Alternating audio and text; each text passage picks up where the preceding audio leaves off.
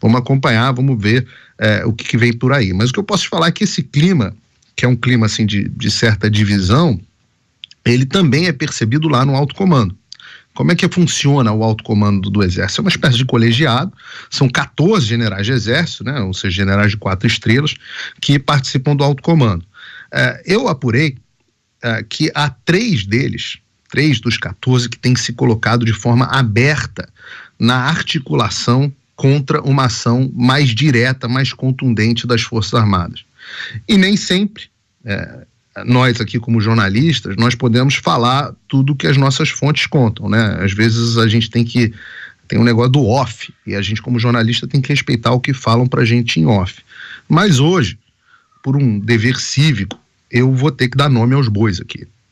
Eu vou fazer isso porque eu acho que o povo brasileiro tem o direito de saber quem é quem. São as pessoas que são servidores públicos em última instância, e vale saber quem é quem, pelo menos o que se diz, né? Os 3 que estão agindo abertamente são o comandante militar do Nordeste, o general Richard Fernandes Nunes, o comandante militar do Sudeste, o general Tomás Miguel Miné Ribeiro Paiva, e o comandante militar do Sul, o general Valério Stumpf Trindade. O general Richard, com as pessoas que eu comentei, ele é tido como alguém de um perfil mais acadêmico e que tem algumas posições mais ideológicas que são muito à esquerda para o padrão do Exército Brasileiro. Esse é o general Richard, né? Essa visão mais à esquerda para os padrões do Exército. Já os generais Tomás e o Stumpf têm histórias que eu achei mais interessantes, pelo menos pelo que eu pude entender, né, e aprender com as pessoas com quem eu conversei. O general Tomás, vejam vocês, ele foi ajudante de ordem do Fernando Henrique Cardoso por 6 anos. Então ele foi ajudante de ordem, se eu não me engano, por 4 anos, saiu, fez ECM e voltou como ajudante de ordem. Então ele é tido como lá dentro do comando, como o que mais entende de política, de articulação e etc. E também é tido como uma pessoa bem mais progressista. Quando ele foi comandante da AMAN, por exemplo, a academia, né, Academia Militar das Agulhas Negras, que forma os oficiais do Exército, muita gente reputa ele uma mudança na formação acadêmica, né, dos nossos militares do Exército, que hoje impactam negativamente a formação deles, umas coisas bastante progressistas para a AMAN. Vejam vocês, né, transformação do currículo e da formação dos militares, onde foi que vocês já ouviram essa agenda antes.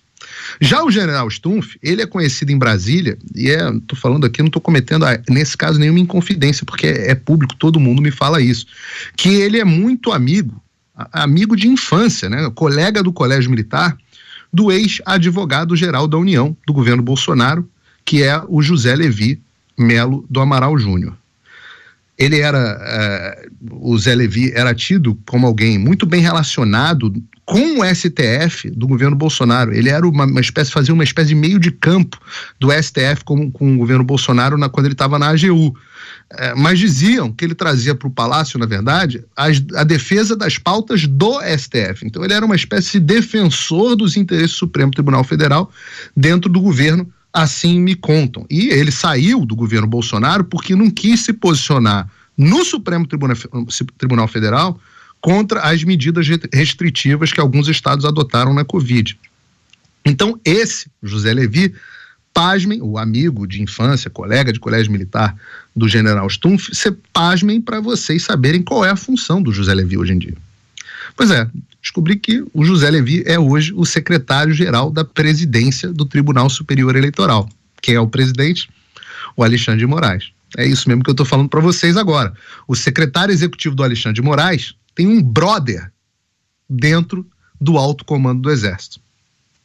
Será, só será aqui, desculpa Daniel, mas só será que é por isso que o Alexandre toma as suas decisões com tanta tranquilidade, sabendo que não vai ter reação? Eu não sei, mas eu não consigo deixar de pensar, de fazer essa conjectura, né? A percepção dos militares com quem eu conversei, e estou falando aqui de peixes grandes, é de que esses dois, o general Tomás e o general Stumpf, estão cotadíssimos para disputarem, para ver quem vai assumir o comando do Exército no governo Lula. O que me leva a mais uma reflexão, né? Será que os nossos bravos comandantes, eu duvido, mas não consigo deixar de pensar, será que os nossos bravos comandantes estariam colocando a sua carreira e os seus interesses pessoais à frente do juramento de defesa à pátria que eles fizeram? Jesus Cristo dizia o seguinte no Evangelho de Mateus: ninguém pode servir a dois senhores, pois odiará a um e amará a outro, ou se dedicará a um e desprezará a outro.